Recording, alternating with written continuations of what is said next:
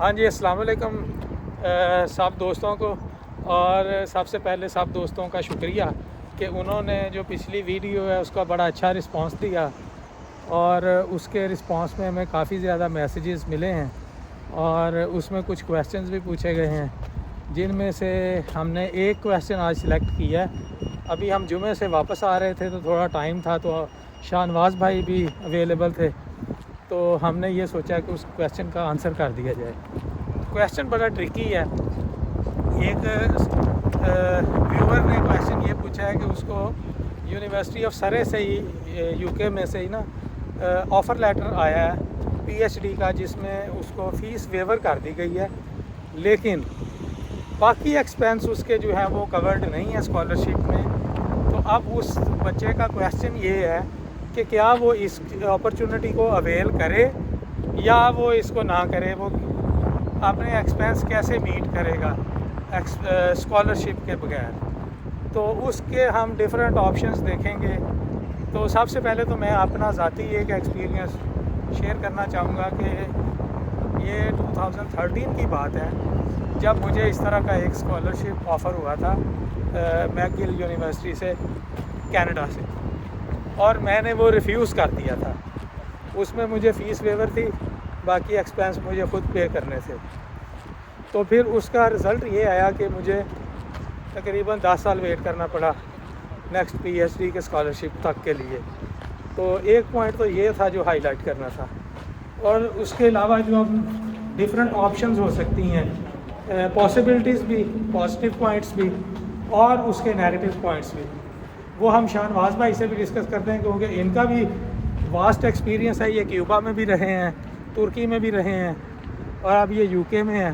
पाकिस्तान का भी इनका एक्सपीरियंस है, असिस्टेंट प्रोफेसर रहे हैं वहाँ पे यूएएफ में, तो इनका भी इसमें वास्ट एक्सपीरियंस है। तो हम इस चीज़ को डिस्कस करते हैं कि क्या पॉसिबिलिटीज़ हैं कि वो बच्चा इसको अवेल करे या ना करे। जी शाहनवाज़ भाई, आपकी क्या ख्यालात हैं इस बारे में? अच्छा जी वास भाई, सबसे पहले तो आपके सारे देखने वालों को मेरी तरफ से सलाम, ठीक है, और मेरी तरफ से नेक तमन्ना। अच्छा, ये क्वेश्चन आपको आया है, वैसे तो ये एक बड़ी वैलिड सी बात है। मैं सबसे पहले तो जो भी कोई कैंडिडेट है उसको मुबारकबाद पेश करूँगा कि इट्सेल्फ अगर आपको यूनिवर्सिटी ऑफ सरे जैसी यूनिवर्सिटी से आपको इस लेवल की एक्सेप्टेंस आई है कि उन्होंने आपकी फ़ीस वेव कर दी है, ठीक है, तो ये इट्सेल्फ एक बहुत बड़ी अचीवमेंट है, ठीक है। क्योंकि बहुत सारे लोग हैं, अगर आप इसकी यूनिवर्सिटी की क्यूएस रैंकिंग देखें तो ये अबव या ये फ़र्स्ट 200 के अंदर आती है। उसके बाद अगर यूके की इसकी रैंकिंग देखें तो ये टॉप 7 यूनिवर्सिटीज़ के अंदर इसका शुमार है। तो जो भी भाई कैंडिडेट साहब हैं जिनको ये ऑफ़र हुई है, तो सबसे पहले तो उनको बड़ी बड़ी मुबारक, ठीक है। अच्छा, सेकंड मैं बात करता हूँ कि ये कितनी बड़ी ऑफ़र है। देखिए, यूके के अंदर जितनी भी पीएचडीज़ ऑफ़र हो रही हैं, लेसर मोर उसकी जो पर एनम कॉस्ट है वो तकरीबन 25,000 पाउंड कॉस्ट है। इसी वजह से मैं कह रहा हूँ ये बड़ी ऑफ़र है। तो लेट्स से कि वो मिनिमम ड्यूरेशन हम कंसीडर कर ले पीएचडी का जो 3 साल का, तो तकरीबन 75,000 पाउंड्स की ग्रांट है, ठीक है। और जनरली ऐसा होता नहीं है कि बहुत कम होता है। इवन अगर आप किसी प्रोजेक्ट में भी आते हैं तो फ़ीस वेव होने की ऑप्शन बहुत कम होती है। इंटरनेशनल स्टूडेंट्स की एक्सेप्टेंस का रेट जनरली कम है। उसकी रीज़न ये है कि इंटरनेशनल या ओवरसीज स्टूडेंट की जो फ़ीस है वो काफ़ी ज़्यादा है, तो प्रोजेक्ट में से उसको मैनेज करना एक मैसिव कॉस्ट कंसीडर की जा सकती है। तो ये तो इसका इन टर्म्स ऑफ मैग्नीट्यूड मैं कह सकता हूँ कि एक प्लस पॉइंट है।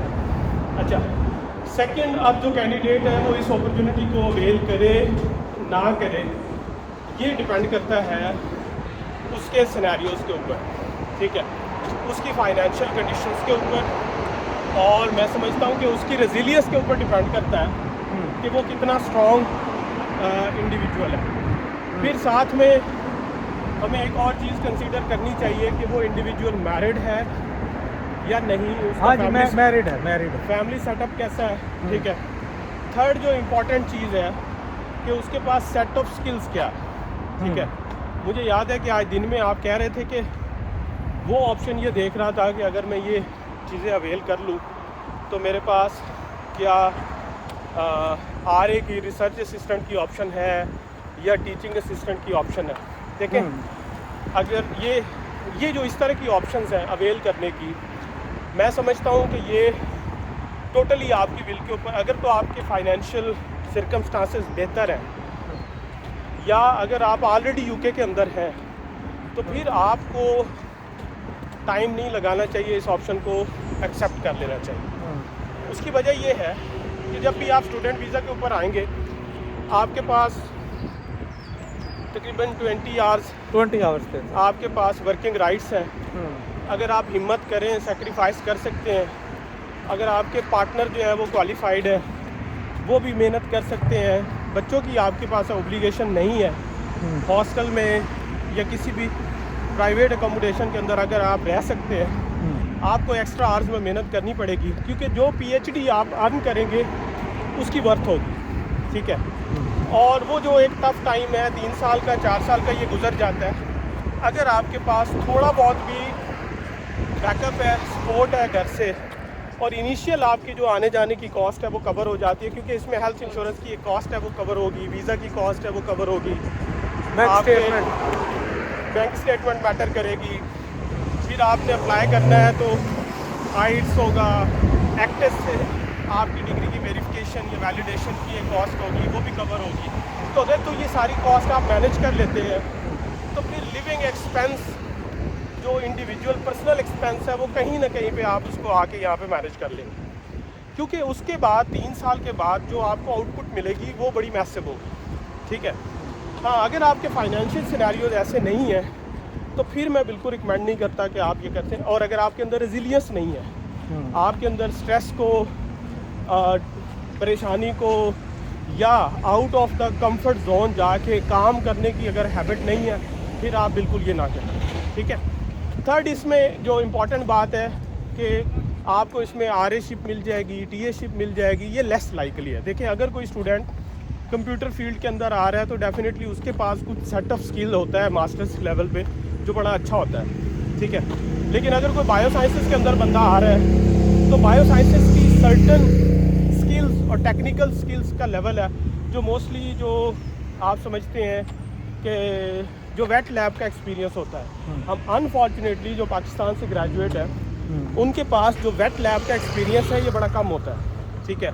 जिसमें आपके पास कोई टेक्निक है, लेट से वेस्टर्न ब्लॉट है, इम्यूनोफ्लोरेसेंस है, कोई सैम्पलिंग की टेक्निक है, ये आपके पास कम होता है, ठीक है। डाटा एनालिसिस की इवन टेक्निक्स आपके पास बहुत कम होती हैं। तो मैं समझता हूँ कि आपके पास इतना स्किल सेट नहीं होता और आपका चूँकि जो सुपरवाइज़र है वो डिफाइंड नहीं होता, हो सकता है उसके पास फंडिंग हो या ना हो, तो ये लेस लाइकली है कि वो आपको TA शिप के ऊपर आप जहाज़ से उतरे और वो आपको TA पे जो है वो ऑफ़र कर दे। और ये भी डिपेंड करता है कि प्रोजेक्ट मनी है उसके में, उसमें मैनेजमेंट हो सकती है या नहीं। उसके साथ मतलब आपका RA शिप के ऊपर भी चांसेस कम है कि आपके पास इतनी फंडिंग है या नहीं है। तो ये सारा सिनेरियो है जो ओवरऑल डिटरमिन करेगा कि आप यहाँ पे कैसे सर्वाइव कर सकते हैं। इसके बाद जितनी भी ऑप्शंस बचती हैं, ठीक है, इसके बाद जितनी भी ऑप्शंस बचती हैं वो सारी ऑप्शंस ऐसी हैं कि जो नॉन कन्वेंशनल है, ठीक है। मतलब जिसमें आपको out of your comfort zone जाके जो है ना और जॉब्स करनी पड़ेंगी। अब और जॉब्स मिल भी जाती हैं, नहीं भी मिलती, डिपेंड करता है कि आप किस जगह पे हैं। यहाँ पे काइंड ऑफ आपको मिल जाती हैं, पार्ट टाइम जॉब्स मिल जाती हैं, ठीक है। तो इट्सेल्फ ये एक बड़ी रिस्पॉन्सिबिलिटी वाली बात है।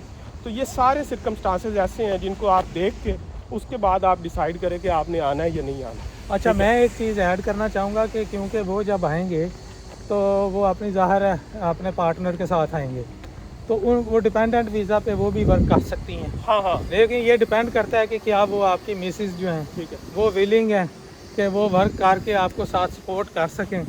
ये एक ट्रिकी क्वेश्चन है, ये ज़ाहिर है देखिए फैमिली टू फैमिली वेरी करता है। डिपेंडेंट वीज़े का बेनिफिट ये है कि डिपेंडेंट वीज़े में आपके पास एक लिबर्टी होती है और आप बल्कि आप बाउंड होते हैं, लेकिन आपका जो डिपेंडेंट होता है ना, ठीक है, वो काफ़ी हद तक जो है वो उसके अंदर उसके पास लिबर्टी होती है कि वो काम कर सके, ठीक है। तो लेकिन अगेन ये ब्रॉटअप के ऊपर डिपेंड करता है, फैमिली सेटअप के ऊपर डिपेंड करता है, और आपकी पर्सनल वैल्यूज़ के ऊपर डिपेंड करता है। जनरली अनफॉर्चुनेट बात है, बड़े लोग इससे ऑफेंड होंगे, हमारी पाकिस्तान की जो घर का जो माहौल है वो हमने बच्चों को ऐसे रखा हुआ है कि जैसे बस इनको ना कुर्सी पे बैठ के इनको जो है ना सोने के चम्मच से खिलाना है, काम नहीं करने देना। तो इत्थे साडे नाल सोहणे, साडे नाल चंगे, ठीक है, तलीम दे विच भी वध ते घर दे माहौल च भी वध हर बंदा काम कर रहा है। अल्लाह दा नाम मन्नो, आ जिहड़ी समर दी छुट्टियां ने ना, ਇਹ 'ਚ घर जाके कोई काम करो, ठीक है, कोई ना कोई ਜਿਹੜੀ बिजनेस अपॉर्चुनिटी है ना ਉਹਨੂੰ अवेल करो। तो आज की वीडियो इतना कुछ, इंशाल्लाह नेक्स्ट व्लॉग च मिलेगा। उम्मीद है आपको आपके सवाल का जवाब मिल गया होगा। अगर मज़ीद भी कोई सवालात हैं किसी के जहन में तो वो कमेंट सेक्शन में कर सकता है, उसके इंशाल्लाह जवाबात जो हैं वो दिए जाएंगे। अल्लाह हाफिज़। अल्लाह हाफिज़।